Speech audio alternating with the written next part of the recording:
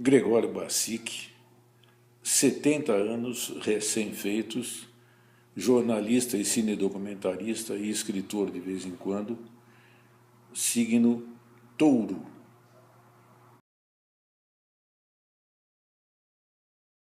Meu pai chamava-se Gregório Bacic, ele era taqueiro.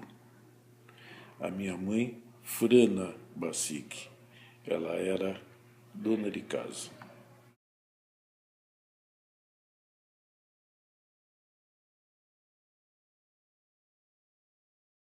Tá.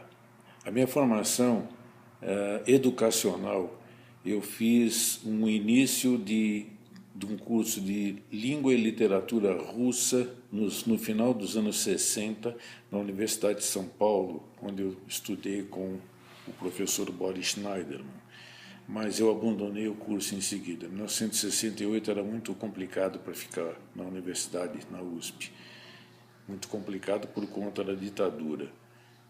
Mas, ao mesmo tempo, eu trabalhava já sem formação como jornalista por exercício de profissão na Rádio Bandeirantes, onde eu era redator, e na TV Bandeirantes, onde eu fui uma das pessoas que criaram o telejornalismo da Bandeirantes.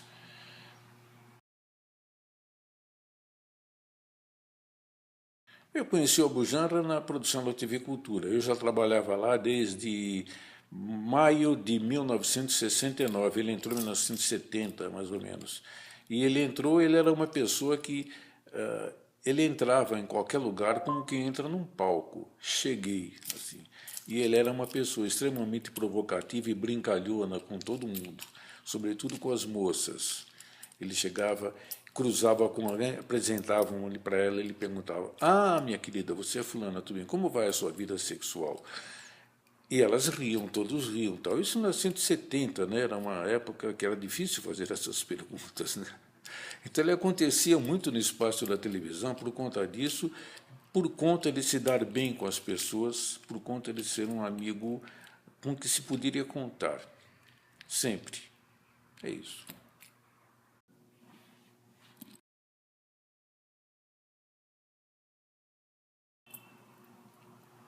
Tudo bem? Bom, nós jogávamos xadrez, jogamos muito xadrez. Muitas vezes na sala de recreação da TV Cultura, muitas vezes na casa dele, que eu frequentei bastante. Tanto ele quanto eu gostávamos de xadrez, mas nunca fomos jogadores clássicos de xadrez, de estudar aberturas, desenvolvimentos, etc. Tal. Eu diria que a diferença dele para comigo, nós jogávamos mais ou menos de uma forma igual, mas ele era mais arrojado, ele se jogava mais, ele arriscava mais. Isso fazia com que ele ganhasse ótimas partidas e perdesse ótimas partidas, do mesmo jeito. Ele era sempre mais atirado que eu na questão do jogo.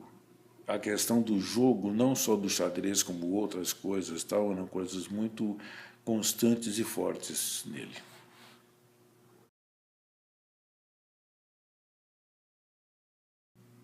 Em 1970, eu e Abu Janra trabalhávamos juntos na TV Cultura. Éramos ambos produtor-diretor de programas educativos na TV.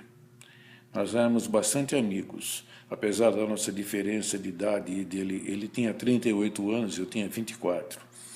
E apesar de ele estar mais na faixa de idade de outros grandes nomes que passaram por lá, Walter Jorge Dusty, Roberto Santos, Túlio de Lemos, etc., tudo, ele tinha uma amizade comigo, que era mais jovem. Os jovens geralmente eram, vamos dizer assim, médios. Os jovens tinham pontos médios, eu tinha pontos altos e baixos. Ele gostava muito dos meus pontos altos, no caso, que eram poucos, mas apareciam. E a gente se dava muito bem porque eu era muito interessado na história da América Latina e eu lia bastante. Eu conversava e eu era um pouco ousado em alguns projetos, tudo. E a gente se dava bem por conta disso. Mas nós trabalhar juntos num programa foi uma coisa muito rara de acontecer lá. Em 1984, eu fui convidado pela SBPC para fazer um documentário sobre os cientistas, né? Era um documentário um programa piloto, perdão. Era um programa piloto para divulgar a imagem do cientista. Desmanchar um pouco essa imagem assim acima do cientista tal, né? Mostrar que o cientista era uma pessoa comum, normal, tal, que era como qualquer outra pessoa, tudo. E nesse piloto eu tinha uma entrevista para fazer, eles me ofereceram um cientista jovem, bastante ativo, admirado pelas pessoas na ocasião, para ser entrevistado, e eu, conversando com esse cientista, percebi que ele era uma pessoa cheia de certezas. Jovem, mas bastante cheio de certezas. Então eu resolvi escolher uma pessoa que não cultivasse a certeza, mas a dúvida, no caso. Então eu convidei o Abu Janra para entrevistá-lo. E o Abu Janra fez uma entrevista, mais ou menos no formato que nós vamos fazer 16 anos depois no Provocações. Uma entrevista em que ele se deu maravilhosamente bem no programa, como entrevistador, é claro, que era uma experiência que ele não tinha antes, tudo. E é tanto que esse programa acabou não sendo feito, porque ele saiu melhor do que o cientista. O programa acabou não acontecendo a partir do piloto. Nós ficamos de fazer um programa desse gênero, então. Vamos fazer um programa de entrevista mais ou menos como esse e tal, em algum dia. Viemos fazer 16 anos depois. Nós gravamos um piloto fora da TV Cultura, não tinha nada a ver com a TV. Gravamos um piloto fora, oferecemos para diversas emissoras comerciais, que todas elas recusaram. A TV Cultura, por fim, aceitou. Foi isso.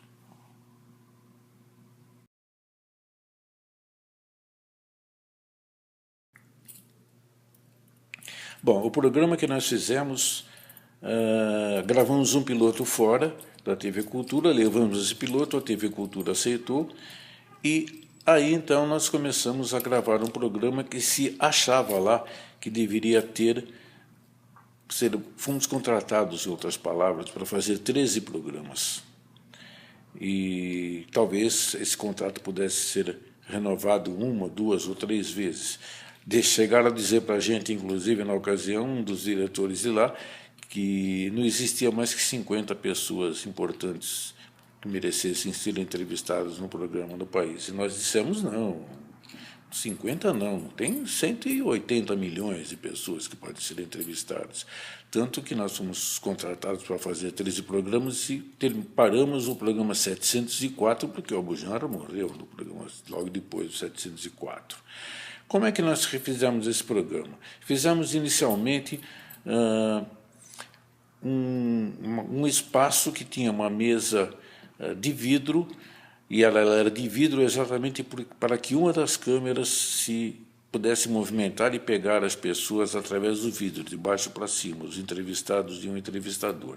Nós tínhamos 4 câmeras nesse programa. Tínhamos uma fixa com o geral, uma no Abu Janra, uma no entrevistado e essa solta que pegava tudo, no caso.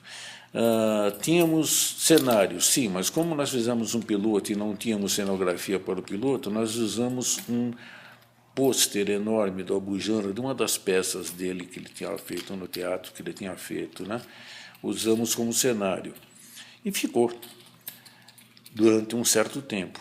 Aí, então, nos pediram que mudássemos o cenário, que fizéssemos um cenário mais adequado. Nós fizemos um cenário mais adequado e pedimos que a cenografia da TV Cultura fizesse um cenário que ela julgasse adequado à linha dela. Ela fez e ficou isso. Basicamente isso. O espírito do programa era mostrar... Ele era a ideia dele já nossa, mas que a gente não podia ficar divulgando muito lá, era fazer um programa não clean. Fazer um programa não clean era fazer um programa não limpinho como outros das outras emissoras, etc. Tudo. Nós não nos importávamos em fazer uma iluminação padrão, um sistema de enquadramentos padrão, não tínhamos nada disso. Nós achávamos que devíamos fazer do jeito que saísse as coisas, inclusive até mesmo sem continuidades básicas como roupa, por exemplo.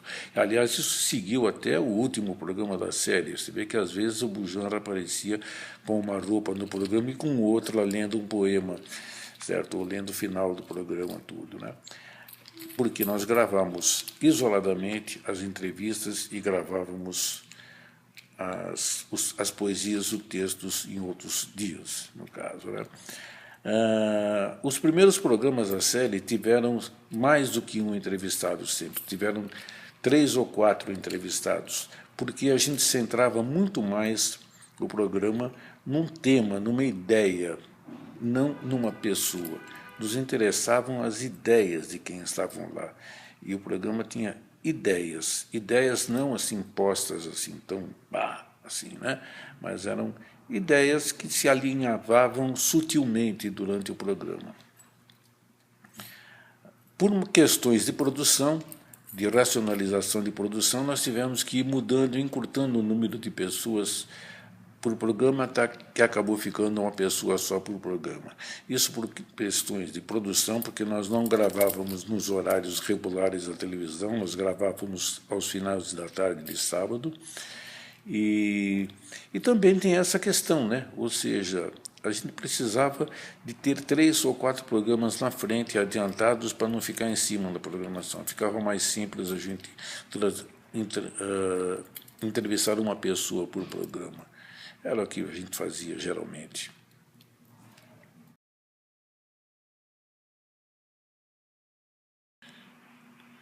Vozes da Rua. Vozes da Rua foi uma coisa que nós colocamos já no piloto do programa. O que a gente queria era abrir o microfone para que as pessoas falassem na rua e quebrasse essa ideia estereotipada, idiota que se tem por aí de que o povo é ignorante, é burro, não sabe o que fala, etc. É claro que você encontra coisas com que você concorda e coisas com que você não concorda, mas as pessoas, se a gente saísse e gravasse pela rua, iríamos achar coisas interessantes. Aí nós começamos a sair na rua. Saímos a primeira vez, eu e a Bujanra, juntos, e achamos coisas interessantíssimas na rua, assim, coisas, inclusive, que nós usamos no piloto e usamos nos primeiros programas. Tal, né? Dali para frente, dessa primeira vez que nós saímos, passei a sair eu apenas na rua, durante 10 anos saí. Nós fizemos esse programa 14 anos e meio, saí durante 10 anos para a rua, uma vez por semana, pegando o que as pessoas achavam, tudo, né? E a ideia era sempre uma, ou seja, não fazer perguntas jornalísticas para as pessoas. Perguntar para as pessoas como é que está a vida. Eu começava a conversa por aí, né? Não vamos achar o que você acha disso, o que você acha daquilo. Nós não perguntávamos isso. Nós partimos de perguntas gerais e as pessoas começavam a falar. Mas à medida que a gente deixava o microfone diante delas, quando elas param de falar, você deixando o microfone, elas continuam, elas retomam, e é o que a gente fazia. O que menos interessava era o que eu falava, o que eu perguntava. Eu perguntava por expressões do gênero, ou seja, perguntando, bom, e daí, como é que é, bem, explica melhor, qualquer coisa assim, certo? Então, as pessoas falavam à vontade, e quando elas falam à vontade, elas se sentem à vontade, saem as melhores coisas. A primeira coisa que acontecia, elas se sentirem abordadas por um repórter. Depois elas percebiam que era uma conversa, não era um repórter, não era uma reportagem, não era nada. Estava pegando a coisa por aí. Nos últimos 4 anos, quem fez isso foi o nosso, então, assistente de produção, porque eu já estava cansado de ficar 10 anos na rua, eu fazia uma pauta para ele, apontando algumas coisas que, por onde ele levar o bate-papo que ele provocava com as pessoas, em função da coisa coincidir um pouco, mesmo que indiretamente, com o que se estava conversando no estúdio, com os programas que eu estava editando. E o nosso assistente de produção fez isso, acho que de uma forma muito legal. Ele entrou um pouco inseguro, mas depois aprendeu e gostou e não queria mais largar aquilo. Eu falei, que bom, puxa vida, então fica com ele.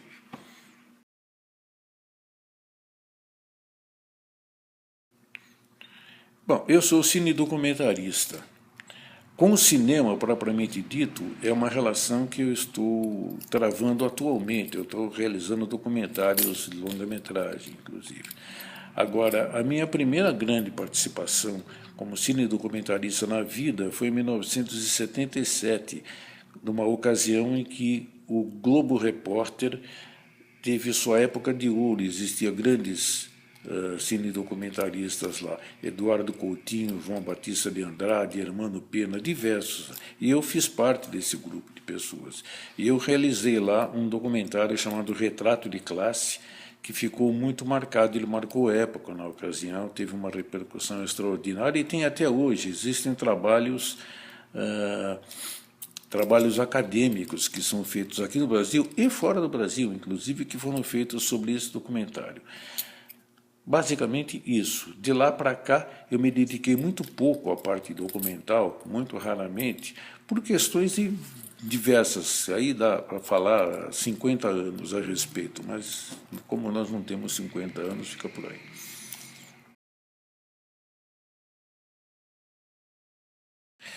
Bem, a minha relação com televisão começou em 1967, quando foi criada a TV Bandeirantes. Eu era redator de jornalismo da Rádio Bandeirantes e fui uma das 3 ou 4 pessoas que iniciaram o telejornalismo da Bandeirantes. Aí eu comecei a trabalhar em televisão, que era uma coisa que eu tateava um pouco ainda, não sabia muito como, porque meu negócio era escrever em rádio. Mas depois disso fui para a TV Cultura, trabalhei fazendo toda espécie de programas que se possa imaginar que a TV Cultura já fez até hoje, né? Me dediquei muito a documentários sobre cultura popular, inclusive no Brasil, fora do Brasil, grande parte do Nordeste daqui, inclusive, e saí um pouco de televisão depois, para me dedicar a vídeo, voltei à televisão, escrevi uma telenovela, Mandacaru, para a TV Manchete, que depois, pela extinta TV Manchete. Minha fruta favorita é manga.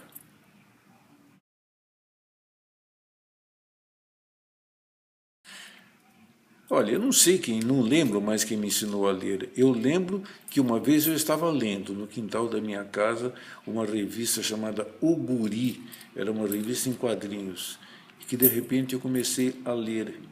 E alguém que estava ao meu lado, uma tia minha, percebeu que eu estava falando coisas com outro ritmo e falou: Olha, ele está lendo tal. Eu não sei exatamente como é que foi isso. A minha memória não consegue ir para mais distante deste momento.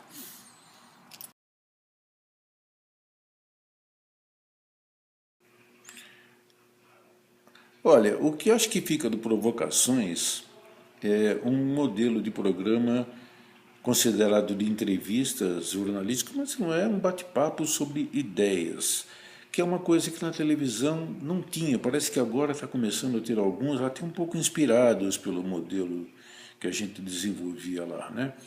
Mas é um programa em que o que importa são as ideias das pessoas, como é que as pessoas veem o Brasil, o mundo, as pessoas e as outras coisas, tal, né?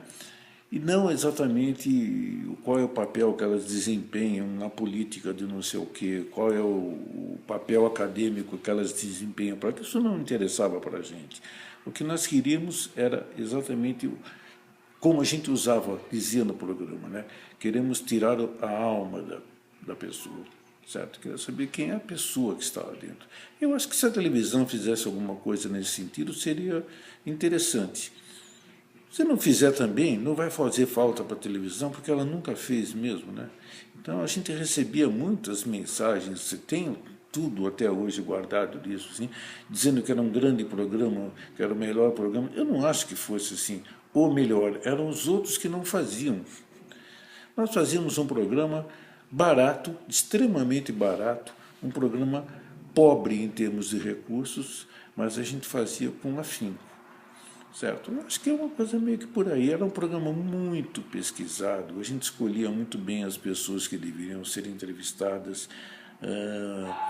Nem sempre assim, é impossível você ser maravilhoso 704 programas. Então a gente acertava, errava, mil coisas, tal, mas tinha sempre um comportamento do programa que mantinha a linha, certo? Nós pesquisávamos muito. Eu, por exemplo, escolhia as poesias, os textos que o Abu Janra falava, inicialmente no começo e no fim, né? Depois ele passou a falar só no fim, né? Eu só não me metia com Fernando Pessoa e Shakespeare, que isso era especialidade do Abu Janra, isso era com ele.